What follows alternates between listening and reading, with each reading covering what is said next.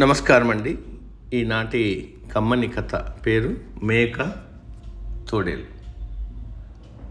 ఒకరోజు గొర్రెల మందతో పాటు ఒక మేక పిల్ల గడ్డి మేస్తుంది. అలా తిరుగుతూ ఉండగా కొంత దూరంలో తీయని గడ్డి లభిస్తుందని మరింత దూరం వెళ్ళింది. అలా అది గొర్రెల మందకు దూరమైపోయింది. మందకు దూరమయ్యానన్న సంగతి కూడా గ్రహించుకోలేనంత ఆనందంగా తిరుగుతోంది. అక్కడే పొంచి ఉన్న ఒక తోడేలు దాని దగ్గరకు వస్తున్న సంగతి తెలియలేదు. సరిగ్గా అది దాని మీదకు దూకే సమయానికి గమనించి పరుగు తీయబోయింది.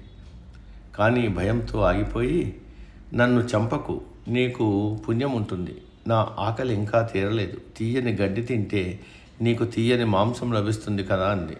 వెంటనే తోడేలు కూడా ఆలోచనలో పడింది. కొంతసేపు వేచి ఉంటాను అంది. ఆ తర్వాత మళ్ళీ తోడేలు దగ్గరకు వచ్చి, అటు ఇటు గెంతులేస్తాను, నేను తిన్నది బాగా అరుగుతుంది, అప్పుడు నీకు తినడానికి కష్టం ఉండదు అంది. అందుకు తోడేలు అంగీకరించింది. అలా గెంతులేస్తుండగా మేకకు మరో కొత్త ఆలోచన వచ్చింది. తోడేలు దగ్గరికి వెళ్ళి, నా మెడలో గంట తీసి వాయిస్తుండు, నేను మరింత వేగంగా గెంతులేస్తూ ఆడతానంది. తోడేలు సరేనని గంట తీసి గట్టిగా వాయించడం మొదలుపెట్టింది.